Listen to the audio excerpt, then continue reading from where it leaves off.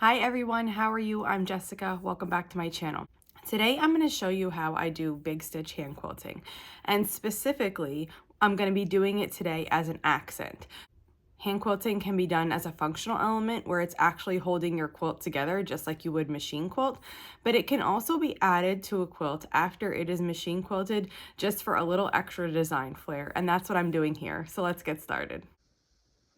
So here is the Starry Cabin baby quilt, and when I made this version I left the outer border off, so it's a touch smaller than is listed in the pattern, but I just put the small white border and I left the colored border off. I have this quilted bound, it's all finished, except I decided that I wanted to add some hand quilting to this just as a decorative touch, and I'm going to do that now. Here are the supplies that I'm going to be using. So I have a ruler. I'm going to mark 1/4 of an inch from the colored portion all the way around these outer log cabins and also the inner stars. I'm just going to do one section at a time, and what I like to mark with is this. It's a water erasable pen, and I got it from Amazon. They come in a multi-pack. I've had really good luck with these. I also just as everybody else who talks about marking quilts, you need to test it first on your own quilt and make sure it works. Make sure it comes off fully. If you don't want to mark it with some kind of actual like ink, whether it's air soluble, water soluble, heat disappearing, you could do a hair marker. It's just a tool with an edge that you just push down, and it will leave just a little indent, and it actually doesn't mark the quilt at all. It's just an indent from pushing that tool down, so that's something else you could do. I'm using these polka dots. I have a couple of different like sticky thimbles like this that I prefer to use than an actual thimble, so I'll use that. For the thread, I'm doing a Perle Cotton number 8. So this is the thread I'll be doing the stitching with, and I'm doing big stitching, so it is a hand quilting detail, but the stitches are going to be big. And then I'm using these utility quilting needles here. These are specifically made to be used with thick thread like this number 8, and I find that I have really good results with them. So like I said before, I'm just going to work on one section at a time. So I'll focus on this log cabin section first. And I'm going to mark all the way around, and I'm going to mark 1/4 inch from the colored portion. So I just take my ruler and I line up the 1/4 inch on the ruler with the colored sections. And then I'm just going to draw. And I will just do this all the way around. I've tested this marker on this quilt and it comes off just with a spritzing of water, a tiny bit of rubbing in certain areas. If it has a lot of like stitching from the machine quilting, sometimes I need to just rub it a tiny bit, but it really comes off very nicely. And I haven't had any issues on this quilt. So I just go like this and draw all the way around, marking out the lines that I'm going to stitch on. So I've gotten that line all marked. And then one thing I do when I'm doing the big stitch, I try to do about 1/4 of an inch stitch and in between. So to help myself keep track, now sometimes I just eyeball it, but to help myself keep track of that, if I'm really trying to be precise, I'm not always trying to be that precise, but what I do is I put my thumbnail on my left hand because I sew with my right hand, and I mark roughly 1/4 of an inch on my nail. I'm having trouble with my camera focusing today, so I can't get any closer on that. So I have 2 lines, and those are 1/4 inch apart. And then I use that when I'm stitching to kind of help me judge the distance. So when I'm starting, I just find you can start at any spot. Something with like less dense stitching is easier to start on than something more dense. So I come, the blue line is where I'm sewing, so I'm gonna come up a distance away from that line, and I'm gonna go, I'm going through the top and the batting, but not the backing, so I'm not back onto the other side. And then I'm gonna bring my needle right up on the line that I drew. And I have a knot tied in the back of this thread. So then what you do is you just kind of hold it steady and just give it a tug. And what happens is that knot will disappear into your fabric and your batting, and it will stay there beautifully. And then you can go ahead and start stitching. So I put the one mark right where the thread comes out, and then I put the needle down at the other mark. And then if I want that distance between them also a 1/4 inch, I just keep using my thumb nail to space them. And this needle is very thick because it's meant to work with this thick thread. So you definitely need some kind of protection on your middle finger, whether it's a thimble or like I have a thimble pad. You need something to protect yourself. So you can see these 2 stitches and the space between them are exactly a 1/4 inch, and it's just so pretty. With quilting, the stitches, the uniformity of them is just something that makes them stand out and be so beautiful. So I always try hard to make those stitches pretty uniform. And believe me, I don't always succeed, and that's okay. But it's just something that I strive for. So I just keep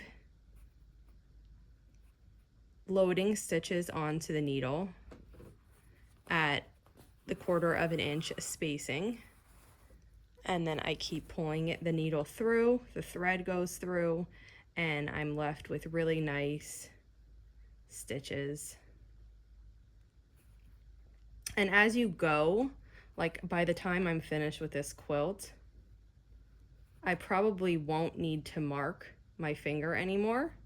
It's just usually at the beginning of a project, you're just getting used to your spacing.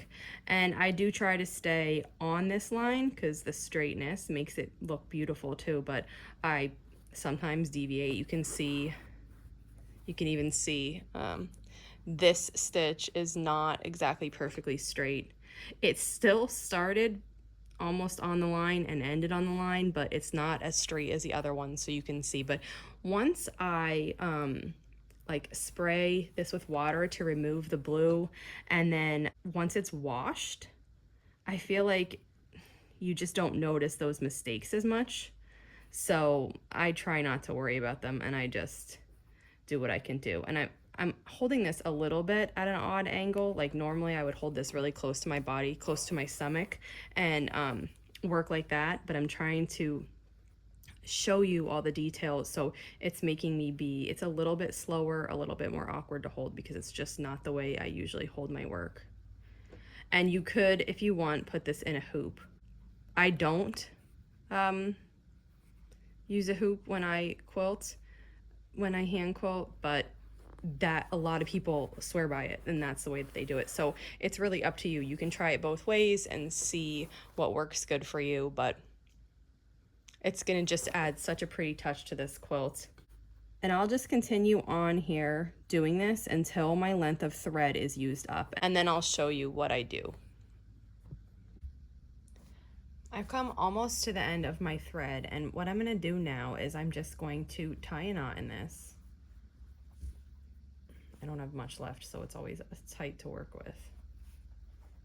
So I tied a knot in that thread. I'm gonna take my next stitch, but I'm not gonna go through to the back. So I'm gonna go in between the layers like I did before when I was hiding that knot. And sometimes I like to peek and make sure my needle's not coming out the back, because when you're working through other stitching, sometimes it can feel like you're not through the layers, but you actually are. And I'm gonna go off to the side just over here. And what I'm gonna do is I'm gonna first I'm gonna get my needle out. Okay, so my needle's off. The stitch isn't all the way, oh, it did pop through. So what you would do is you, just like you did before, just give this a little tug to get that knot through. And I like to keep it just for a minute bunched up like this. And I come and I cut really close to the quilt. And then what I do is I just pull it back into place, straighten those stitches out, and that knot is already in there. And then where you cut off is hidden, and it's in the batting layer. So then you would just do the same thing that we did before. So I'm cutting a length of thread. I'm gonna thread my needle here and tie a knot in the end of it. sometimes depending on the thread, I do a double knot right on top, and it's a little bit trickier to get it through the fabric, but I feel really good that it's very nice and secure. So if I measure out where my next stitch is going to be, it's going to be right on the other side of this.